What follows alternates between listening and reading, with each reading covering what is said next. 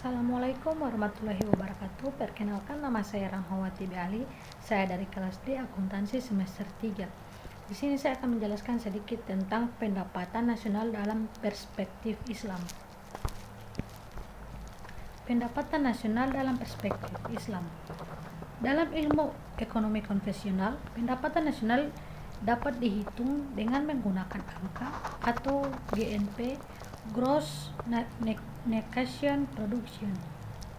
Apabila GNP dikurangi penyusutan, maka akan diperoleh produk nasional neto NNP.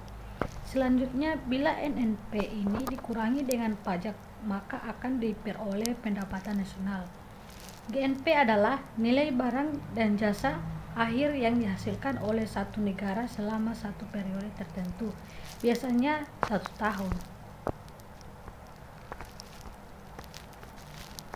Yang berikutnya yaitu konsep ekonomi kapitalis yang hanya mengukur kesejahteraan berdasarkan angka GNP, jelas akan mengabaikan aspek rohani umat manusia.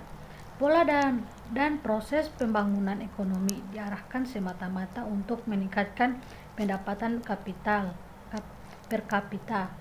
Ini akan mengarahkan manusia pada konsumsi fisik yang cenderung hedonis hingga menghasilkan produk yang dilempar ke pasaran tanpa mempertimbangkan dampak negatifnya bagi aspek kehidupan lain.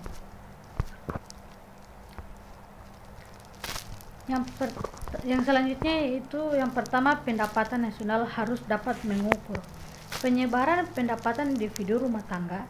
Semestinya perhitungan pendapatan nasional Islami harus dapat mengenali penyebaran alamiah dari output kapital tersebut. Karena dari sinilah nilai-nilai sosial dan ekonomi Islam bisa masuk. Jika penyebaran pendapatan individu secara nasional bisa dideteksi secara akurat, maka akan dengan mudah dikenali seberapa besar rakyat yang masih hidup di bawah garis kemiskinan. Yang kedua yaitu pendapatan nasional harus dapat mengukur produksi di sektor perdesaan. Sangatlah disadari bahwa tidaklah mudah mengukur secara akurat produksi komoditas subsisten. Namun bagaimanapun juga perlu satu kesepakatan untuk memasukkan angka produksi komoditas yang dikelola secara subsisten dalam perhitungan GNP. Satu contoh betapa tidak sempurna perkiraan komoditas subsisten ini adalah kita tidak pernah benar-benar dapat mengetahui seberapa sesungguhnya pendapatan masyarakat desa dari sektor subsisten ini. Yang ketiga yaitu pendapatan nasional harus dapat mengukur kesejahteraan ekonomi Islami.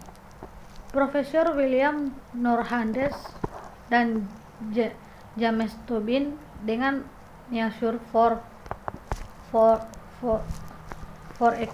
Economic Welfare atau biasa disebut MEW dalam konteks ekonomi barat.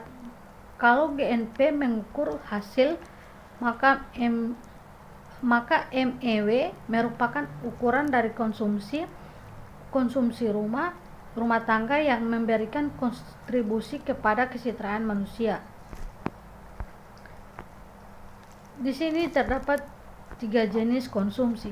Yang pertama, belanja keperluan publik. Yang kedua, belanja rumah tangga seperti membeli TV, mobil, motor, dan lain-lain. Yang ketiga, memperkirakan berkurangnya kesejahteraan sebagai akibat urbanisasi, polusi, kemacetan. Yang selanjutnya yaitu 3 tambahan pendekatan. Yang pertama, memperkirakan nilai jasa dari barang-barang tahan lama yang dikonsumsi selama 1 tahun. Yang kedua, perkirakan nilai dari pekerja yang dilakukan sendiri. Yang ketiga, perkirakan nilai dari rekreasi.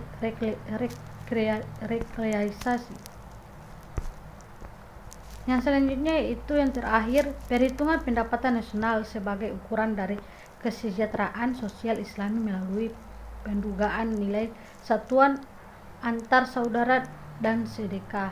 Sedekah memiliki peran yang signifikan di dalam masyarakat Islam, dan ini bukan sekedar pemberian secara sukarela pada orang lain, namun merupakan bagian dari kepatuhan dalam menjalankan kehidupan beragama. Kini sedang diupayakan mengukur pendapatan dari zakat sebagai presentasi dari GNP. Sekian itu saja dari saya. Apabila ada kesalahan mohon dimaafkan. Wabillahi taufiq wal hidayah. Wassalamualaikum warahmatullahi wabarakatuh.